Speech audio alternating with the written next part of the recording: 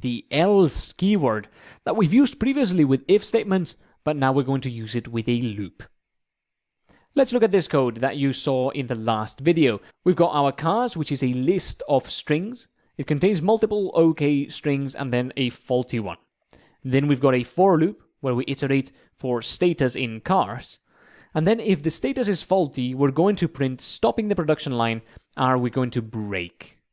So in this case, when we encountered the break keyword, we completely terminate the loop. Then if it wasn't faulty, we're going to print that this car is okay, and we're going to ship it away to the customer. Imagine you wanted to print something out if all of the cars were shipped successfully. Because at the moment, you're going to print something out when you find a faulty one, but you can't print something out when there are no faulty ones. A naive approach, something that a new programmer might do, might say all successful is true. And then if a car status is faulty, then you set it to false. All successful is false, because clearly one of them was faulty. So you set all successful to false, and now after the loop, you can say if all successful, then print all cars built successfully. No faulty cars. This would be a naive approach, or an approach that involves a lot of coding in order to not use something that's already built into the language. What we do here is we set a variable to true, and then only when we encounter a problem do we set it to false, then we break, and then after the loop, if they were all successful, i.e. we did not break, we did not encounter a faulty car, then we print that they were all built successfully. But actually, the loops in Python already come with something like this. There is a way to run a piece of code if the loop did not encounter a break. And that is actually the else keyword that we've seen before. Now we've got the for loop, then the for loop body, and then this else statement directly in the same indentation level as the for loop, which tells Python that they are related. Remember, it's the same thing for if statements, but now the else is in the same line as the for loop. And what this means in Python is that if the loop completely ran through all of the elements without encountering a break or an error, then we run this code here. That's what it means. So we no longer need this variable here. We can just do this. And you'll see that nothing gets printed out. All cars built successfully, no faulty cars, does not appear because we stopped the production line halfway through. But if we remove the faulty, then you'll see that all cars were built successfully, no faulty cars. So the else keyword can actually be applied to loops, both the for loop and the while loop, and it means that this code here will run if the loop runs to completion, i.e. there are no breaks and no errors. This is actually something that not a lot of people know, that you can use the else keyword on loops, but it can save you quite a few lines of code, and it can make your code a bit easier to read as well. So I hope you've learned something in this video. Thank you for joining me, and I'll see you by creating a mathematical program that finds prime numbers. Let's start off by finding the prime numbers under the number 10. So we will do for n in range 2 to 10. And that means that we're going to get a new variable n, and it's going to be equal to 2 the first time that the loop runs, then it will be 3 the second time it runs, and then 4, and so on up until 9. We're going to start at 2 because it is the first prime number. Now, how do you check whether a number is prime or not? What you want to do is you want to see whether n is divisible by any number other than itself. So, how do we do that? Well, if n is 2, we know that it's a prime number because 2 is only divisible by 1 and 2. If n is 3, well, what we could do is we could check whether n is divisible by 2. And if it's not, then we know it's a prime number. So why is that? Well, imagine the number 3. There are only 2 numbers underneath it, 1 and 2. And we know that a prime number can only be divisible by 1 or itself in order to be prime. So the only number we have to check is 2. If 3 is not divisible by 2, we know it's a prime number. Let's move on to 4. For the number 4, we only have to check numbers 2 and 3. If 4 is divisible by 2, then we know that it's not prime. So for every number under the number we want to check, we need to see whether it's divisible or not. So what we're going to do is we're going to create another for loop that actually goes from 2 up to the number n. Remember, imagine we wanted to check whether 4 is prime, then we would check 2 and 3. If we wanted to check 8, then we would check 2, 3, 4, 5, 6, and 7. And what we do inside this inner loop is we say if n modulus x is 0, that means n divided by x gives you a remainder of 0, then we can print something like n equals x multiplied by n divided by x. And then we'll break. What this is doing is, imagine we are at iteration number 4.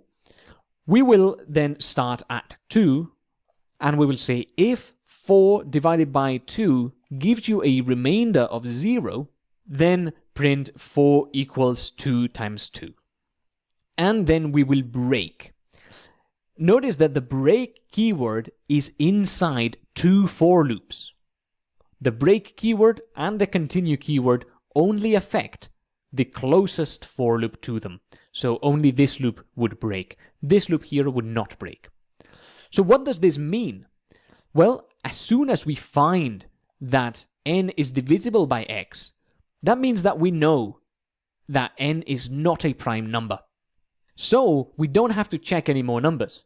All we have to do is print that it equals something that can be divided, so it's not a prime number. However, imagine we've got iteration number 5.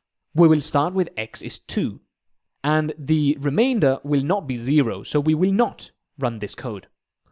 Then 5 divided by 3 will also not give you a remainder of 0, so we will also not run this code. Finally, 5 divided by 4 will also not cause to run this code. So, when the number is prime, this loop here will never break. Therefore, we can put an else keyword in this loop, which means if this loop runs to completion without encountering any breaks, n is prime.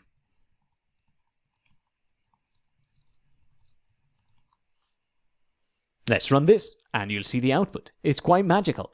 You get 2 is a prime number, 3 is a prime number, 4 equals 2 times 2. Something interesting about this is you can see that as soon as we encounter one thing that it is divisible by, then we break, and we don't have to check whether 9 is divisible by 4, and then whether 9 is divisible by 5, and by 6, and by 7.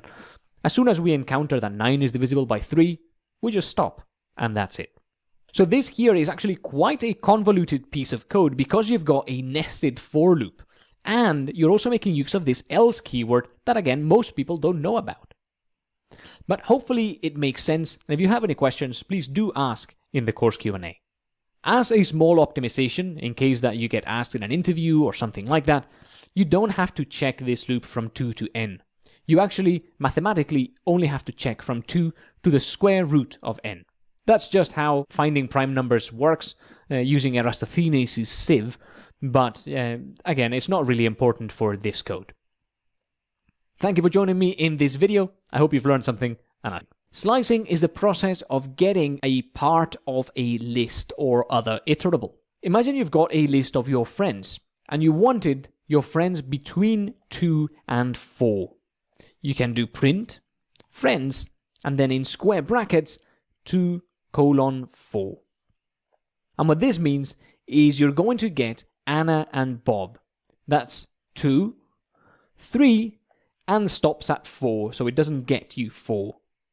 This here is list slicing, and you can do this with strings as well if you want, or with tuples, and what it allows you to do is to get a segment of a list or tuple or a string. It can be really useful at times, but it is particularly useful because you can actually skip some of these numbers. For example, if you want to only get elements in the list except the first one, you can do 1 colon nothing. And what that means is 1 to the end of the list. So if you do this, you're going to get all your friends except the first one.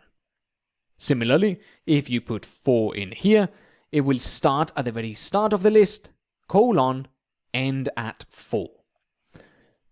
So we will get Rolf, Charlie, Anna, and Bob, and we will skip the 4th one and any later ones as well. Now, if you remove both numbers, so you just do colon inside square brackets, you'll actually get all the elements back, but with a key difference. You're not getting the same list. It is a new list that you're building. And at this point, that doesn't really matter. It doesn't have a lot of meaning to you, but it just gives you a new list. And this is the way to do that in Python. If you want a new list which contains all of the elements of the previous list, you can do this. If you just do this, you're just getting the same list. So exactly the same thing. Now, with list slicing, you can actually use negative numbers. For example, -3 up to the end of the list. And what this does is it starts counting from the end. So you will get back Anna, which is the element starting from the end, the 3rd one, Bob and Jen. Because again, -3 is the starting point, and when you skip the ending point, that is the end of the list. So you could do -3 to 4, for example, and you get Anna and Bob because it stops at 4. Or you can do -3 colon empty, and then it'll run to the end of the list. You can do this here. So it will go from the start of the list, because you haven't put anything in there, up to the second to last element, Bob. So you get Rolf, Charlie, and Anna. This is useful if you wanted all your friends except the last 2, for example. Finally, you can also do -3 and, for example, -1. And again, that gives you from the 3rd element from the end, Anna, up to the 1st element from the end, Jen, but it does not include this one, as always, so you just get Anna and Bob. There's a lot more stuff you can do with slices, but I just wanted to give you a very quick primer. The first number is the starting point, and the second number is the ending point. We're going to link in the resources section of this lecture a few blog posts that we've written on list slicing. Some of them may be a bit advanced, but you can read them or bookmark them to come back to them in the future. And there's quite a lot of stuff you can do. They are very powerful tools in Python. Thanks for joining me in this video. I hope you've learned something.